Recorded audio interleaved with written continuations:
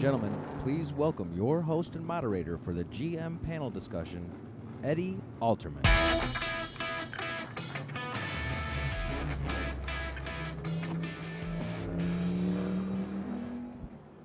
All right. Hey, everybody. Thanks for joining us today. We got a great panel. We'll start with Jim Campbell. He is the VP of Motorsports and Accessories for General Motors. Next to him, Russell Blenis, Director of Performance and Racing Propulsion. Laura Klauser is GM's Sports Car Racing Program Manager. And you know the guy in the end from TV in the number 3 car, Austin Dillon. And welcome, everybody. We're excited that you're all here. We're excited to talk about General Motors and its commitment to motorsport. And I think you saw that if you got down to the booth, you really saw GM's commitment to motorsport in the medal. And can you talk about why GM is emphasizing that here, Jim? Yeah. Well, first of all, it's great to see everybody in person. I haven't seen a lot of people here in a while. It's great to be here at the M1 Concourse. With the track here, this is a great venue to really feature our performance and motorsports platform. And there couldn't be a more appropriate place. And for our company, no matter the division, the history and heritage around performance and racing is actually pretty deep. And so we love the category. And so to be able to feature many of those vehicles in our display today, which you'll have a chance to see here later today, is wonderful. And so for us, racing is, we race for a number of reasons, but the first is the tech transfer. What we learn on the racetrack, we drive over to build better production vehicles and propulsion systems for the showroom. That's a fact. We learned so much. We have some great examples the team will share with you. Secondly, motorsports it's fast-paced. The green flag's going to drop on Saturday or Sunday, no matter what, ready or not.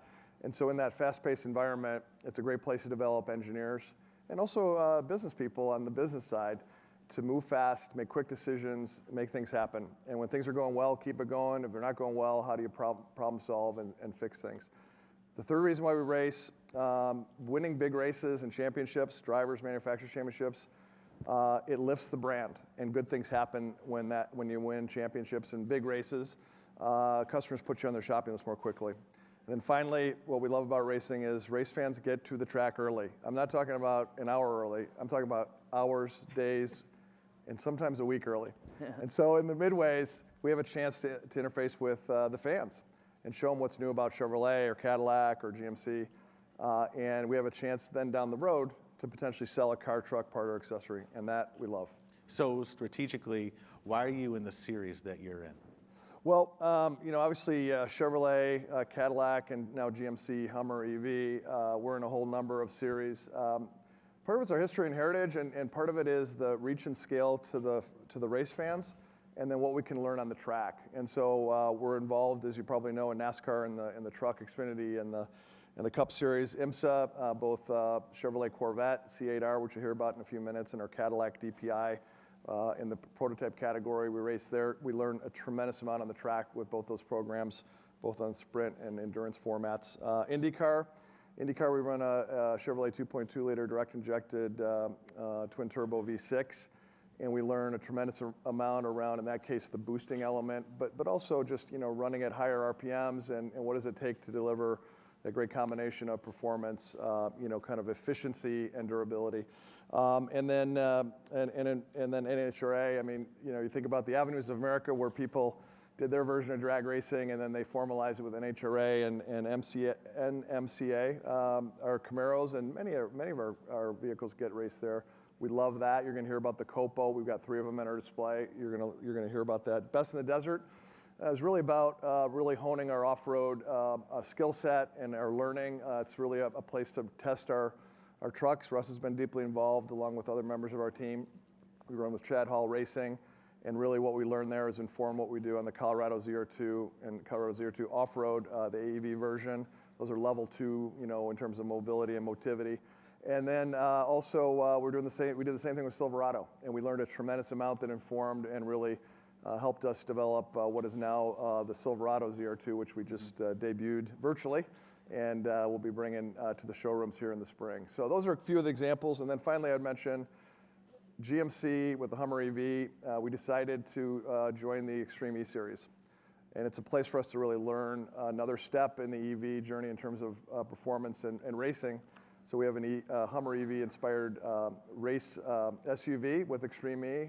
We've got our next races in Sardinia, Italy, and so we're learning a tremendous amount there. So those are the places we race and some of the divisions that we race with.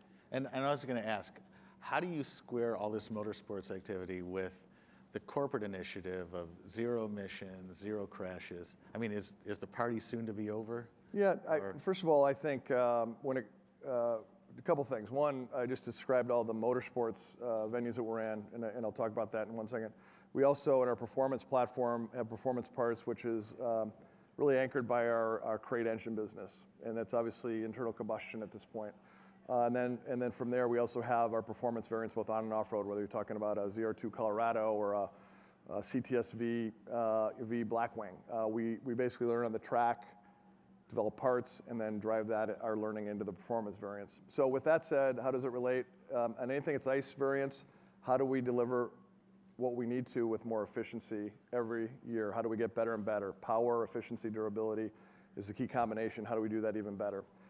The other element is that in our crate business, and GM is having its all-time record year in our crate engine business. In the history of the company, this year is it. And with that, we even have orders that we're working hard to fulfill through our supply chain side. So with that, we several years ago in 2018, we said we've got to be ready for what could happen on the EV side. And so with the work of Russell Blanis and others in our company, we created our first step in the journey, which was eCopo. I'll let Russ talk about that, which is really setting us up for developing an e-crate. And so while we're in the ICE world and crate engines and motorsports, we're also putting another foot in the camp of EV. And so it's going to be kind of a foot in both camps, and we're going to continue to learn in both and then drive our learnings forward. I mentioned GMC Hummer EV and the Extreme E. We're learning a tremendous amount.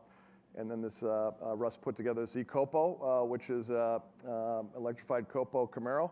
Copo's got a major history in the drag racing world.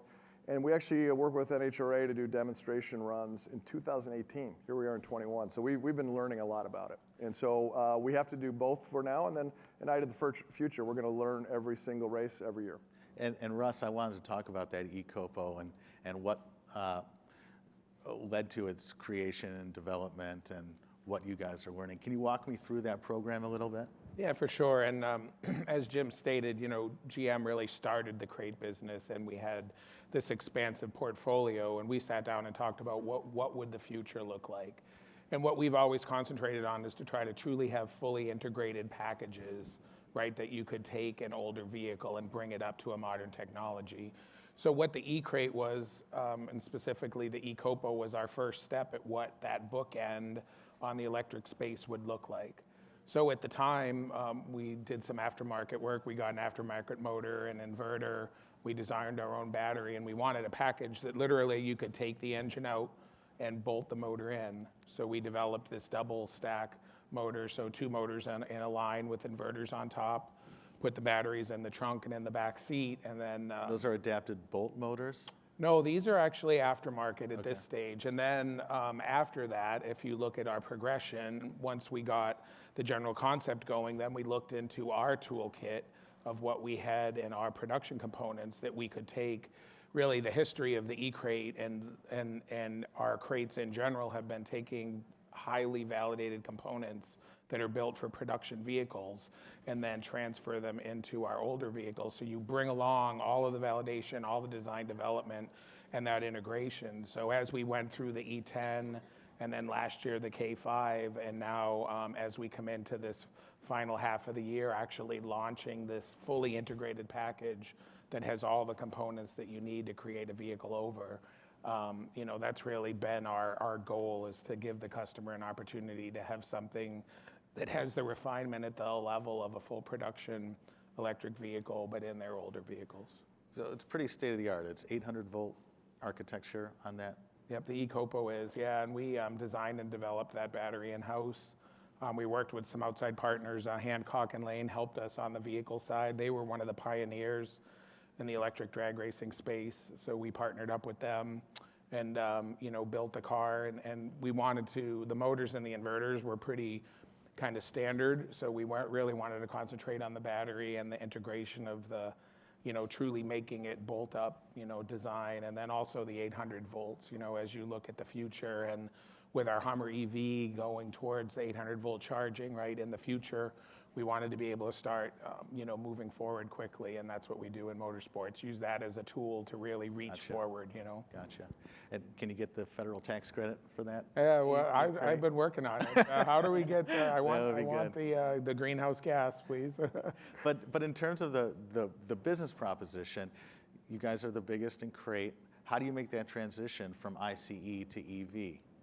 Yeah, and the one thing from the very beginning, it's been an interesting polarization in the performance space, because you have people, I mean, me included, love the big block, love the noise, love the sound. And really what we're trying to do is bookend that portfolio, right? For the people that want to be on the cutting edge and be the early adopters, what we want, if you look in the industry, most of the stuff that's out there, and I hate to use the word cobbled, but realistically, it's taking bits and pieces from different stuff, and there's some really innovative people putting kits together. What we wanted to do was do it properly and really give the customer that opportunity to have something at a very high level. And then really, if you look towards our future, we're already looking at the next generation stuff coming out and how it can continue to grow, because realistically, the proposition from power and weight and cost compared to a small block is hard to argue, but it's really that early adopters. And then if you look at how quickly the space is growing, very quickly we'll have stuff that's really in the hunt. And what kind of numbers does it lay down? Pardon me? What, the eCopo, what? Oh, that eCopo, yeah. So we ran, the quickest it ran was 940s at 142 miles an hour. So again, our goal didn't need it to be the fastest thing. It was really about the learning and the development, but that put it right in the hunt with our entry level Copos. So, one thing I would add: the first time we ran it in a demo, I was quite worried. What kind of reaction were we going to get? And people loved it. They did. I mean, their curiosity was there, but the eCopo that was described here by Russ. Again, we eventually got it to 940s and 140 some trap, and the fans loved it. And so, but there's a curiosity thing as well. So it's interesting as people discover performance benefits of some of the EV side of the world. It's interesting. So it's great. Speaking of performance, I want to move on to Laura. So C8R launched last year, had a terrific season, won the championship. You just got back from Le Mans, and can you tell us about that car's debut at Le Mans and what you learned there? Sure. Yeah, very, very proud of the launch of the car last year. So much work goes in for several years before we actually launch the vehicle, and a lot of it is learning to play in the virtual space right now, understanding how to create the car with simulation and design it for what we want, in the computer, on the simulator. And then when we finally get the parts that hit the ground running, we are able to start fine-tuning immediately instead of having to do that coarse tuning, because we were able to do all of that with the computer. And really what Le Mans taught us is that we knew what we were doing. The only place that you can really test for Le Mans is Le Mans. There's so many unique features about that track that we try to find it in other places. We do a lot of testing at Road America because that kind of, looks towards that. But it's not Le Mans. So the very first time that we were at Le Mans was the test day on August 15th. And that's basically where we got to find out, did we know what we were doing or not, as we were creating, what we thought the track needed, what we thought the car needed based on the track and the computer and all of that. And we were very, very happy to find out that we were there. Once we, got the car dialed in, which took limited amount of time, it was really just, how do we do these tiny little tweaks to try and find these little things here? And then if you watch the race, you saw that we had it. We had the performance. The car was there. It was competent. It was fast. It was competing with the Ferrari. And those were all the good learnings. We had other learnings that were not necessarily ones we wanted to, which was when the 64 car got a little tap in the rear from the Ferrari at the very start before we even really lined up to take the green flag. We found out some areas of the car that when you get rear-ended, you're going to have some problems that coming down the line. So the race itself was huge for us. It was huge to know that we had that we had done a great job designing the car, and all the future work we're doing in design, we're all headed in the right direction. And then it was also good to learn some areas of weakness of the car and areas we might need to address as we go forward, because unfortunately things like that happen on the racetrack. And on the street. So what are you Yes. pulling out of C8R for Z06, let's say, if you can talk about that? I know we can talk about all the details of that, but I will say, and Laura's been an integral part of this, along with many others in the company, Russ on the propulsion side. Corvette is probably our gold standard for learning on the racetrack and driving the learnings over on the vehicle and the propulsion side to make our vehicles for the showroom even better. Whether it's a Corvette Coupe or convertible or whatever the next chapter is, Z06 is certainly something that we have been teasing a little bit here lately. So. And it's I had really to try. It's really it's really around 4 pillars. One is around working with Tad Schechter and all of his predecessors, including Tom Wallace, Dave Hill, Dave McClellan, and even looking way back, the team got much inspiration from what Zora did in the early days. And then secondly, propulsion. Russ leads the propulsion team, really getting the propulsion system right for the race car that's related to the actual car for the showroom. Third is design, not only making it look beautiful, but making it fast. And those things have to go together. Form and function have got to work together. And then finally, it's really around working with the race team, which in our case is Pratt Miller. They've been a great partner for over, 25, 26 years. We've raced at Le Mans, this is our 21st year. So some really great learnings, and I will say we'll apply them all to our future variants. So Laura, you talked about working on the fly to dial in those last few degrees of C8R. So flexibility is obviously key. What's happening with all the homologation changes in GT car, and how are you responding to that? A lot is happening. I was really excited to get the opportunity to work with Corvette in January and quickly realized that everything was changing. So it's been a ride. What we're seeing is that currently the Corvette is on what is called the GTE platform. E is an elephant. And we race GTLM and IMSA, and then over at the WEC, it's also called GTE. They're seeing that there's been less appetite from the manufacturers. The numbers are coming down, and so there's been a global decision to move to the GT3 platform, as in the number 3. It makes it very complicated, and so it makes sense. There's quite a few OEs that have GT3 cars. I think it's upwards of 12 or 18 of them that have variants that are out there. So the series are trying to find places where they can bring volume in, because at the end of the day, you don't want to just race yourself. You want lots of good, strong competition so that you're out there learning as much as you can, and when you win, you walk away and you're proud of yourself from what you've achieved from learnings, as well as being able to beat all of your competitors. So we see this and we see the move, and so what we've been doing is we've been looking into, how do we adapt the car to be able to do that. So there's been a lot of discussions around Corvette racing and where we go. Thankfully, IMSA has given us a path where they know we couldn't have done something like create a GT3 car overnight. That takes time. It's developing a new race car. So they've given us a path where we can make some modifications to our car and temporarily stay in that space for a year or two, prior to bringing out a GT3 car. So we're working through all of that in the background. But there's a lot going on in the racing space, and there's a lot of great opportunities that weren't there before. We are very proud that we announced the Cadillac LMDH car that will be debuting in 2023. Yeah. That class is really enticing. It's cool. It's not the first time, because the DPI was the first, but it's even more progressive in that you can take a prototype platform, but you can inject your styling, your brand, as the body of the car, and then put your engine in there so that it looks and it sounds like your car. So that connection that we can have with our customers, with the brand, all of that is something that's extremely appealing, and you get to race for overall. It's a great package. So there's a lot of things we're evaluating right now and working through, and I think the future for sports car racing, especially at General Motors, is so exciting. This is the cool time to watch. Great. And speaking of racing, Mr. Dillon, I understand that you were the first to test the new Z01 Camaro Cup car. Yes, thanks for having me up here. It was at Richmond in Virginia there. We took the next-gen car to the track and had a great day testing it.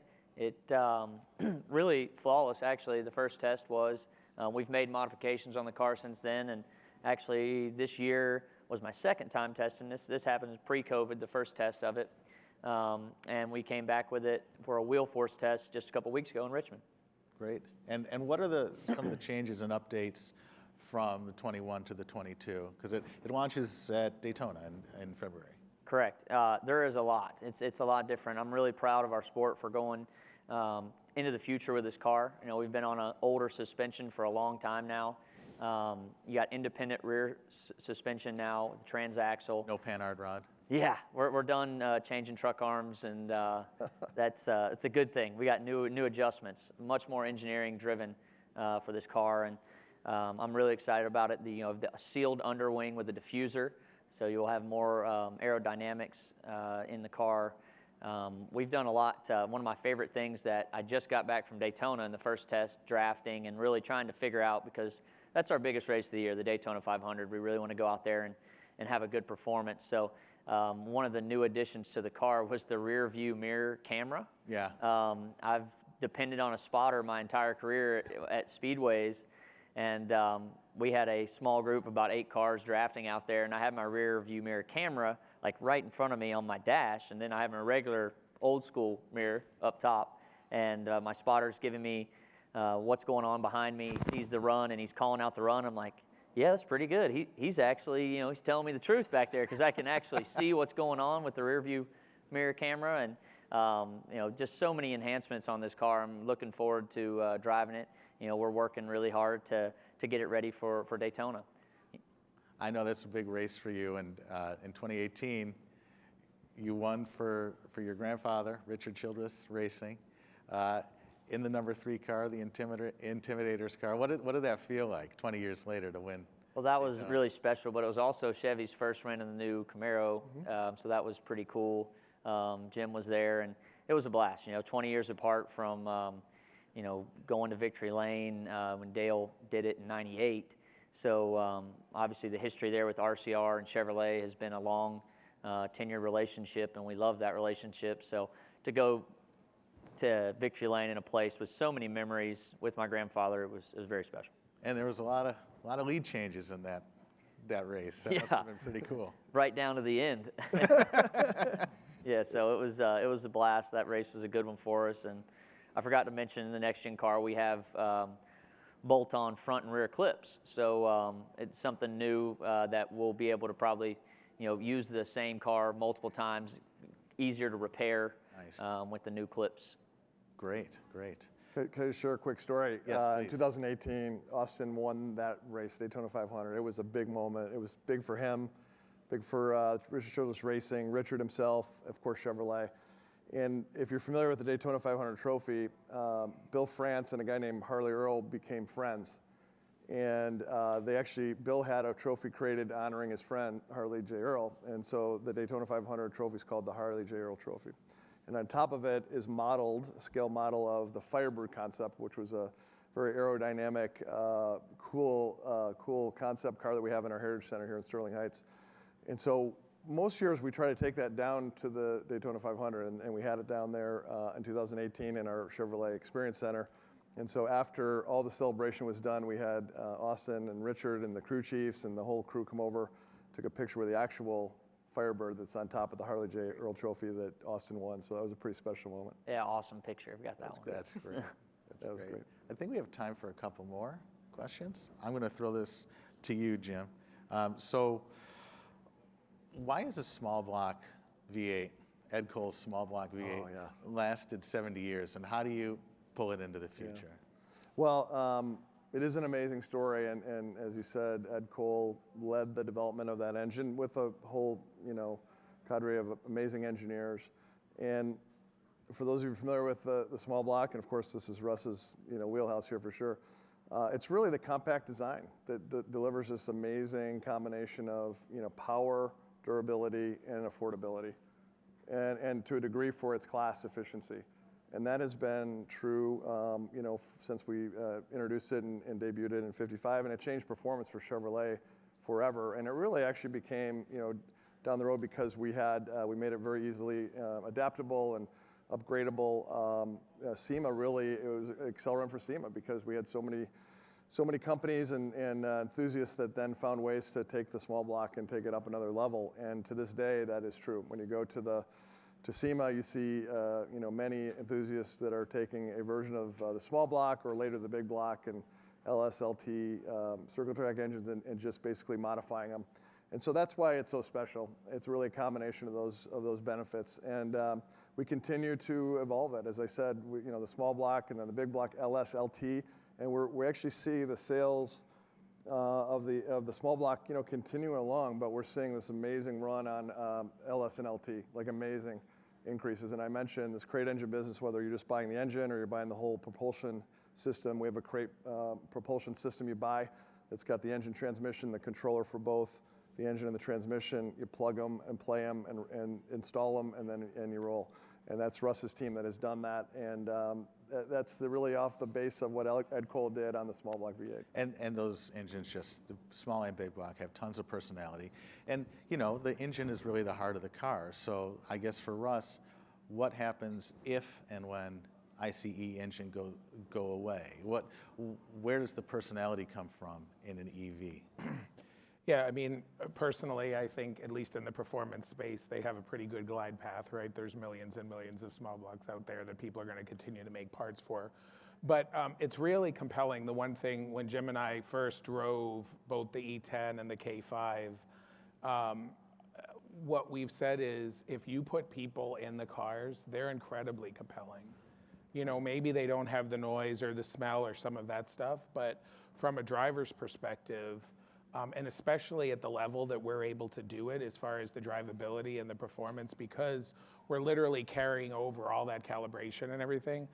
And the acceleration and that visceral, kind of jet engine type acceleration as compared to, it doesn't feel quite as fast, but it does because you don't get the noise. Yeah. But then when you realize how hard it's really accelerating, and there's a lot of other things, whether it's gear ratio and things that you can't really do with an internal combustion engine, but with electric, it doesn't really care how fast it's spinning, so you can put a ton of rear end in it. So even without huge power numbers, you have the ability to really get that street level hard acceleration, which is really what most people want. Yeah.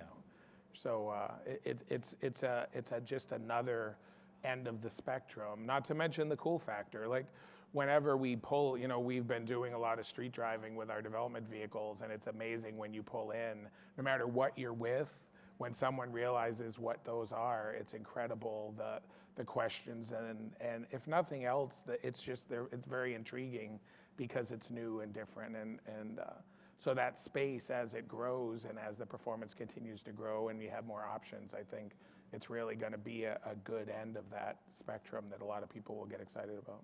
Excellent.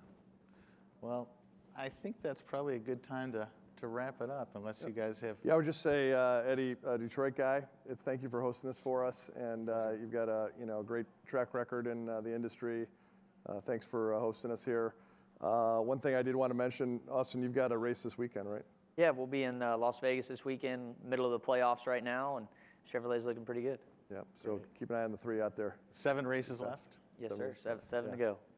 That's great. So thanks for hosting us. Thanks for having me. Great job. I would just mention before we go, if you have a chance to swing by our exhibit, we've got Laura's C8R, Corvette C8R, actual race cars, is one that we actually did our early testing on before we went to the racetrack. We have 2 championship edition models. They're the C8R championship edition, celebrating our 2020 championship that Laura and the Corvette team brought forth last year. We got 2 Copo Camaros. You have the initial proof of concept Copo Camaro that Russ and the team put together to actually prove it out and go get homologated with NHRA. We got a 2022, and what engine's in that one? Yeah, that's our first foray with Copo in the new generation with a big block. So it has a 572 big block from our crate portfolio. So pretty cool. And I think we're probably the first manufacturer, OE, that did an e-Copo or a version of electric drag car. We have the original e-Copo there. Come by and check it out. We do have the GMC Hummer EV, the SUV, 830 horsepower, 11,500 foot-pounds of torque, 0 to 60 in 3.5 seconds, crab mode, crawl mode. It's got everything. You got to check it out. And we have a chassis there that has all the components and suspension that you can see exactly how we're set up. And then we've got, of course, the next-gen Camaro that Austin was talking about. In addition to all the things that Austin talked about, we also have a forged 18-inch aluminum wheel, a little bit closer to what we sell in the production for the Z01.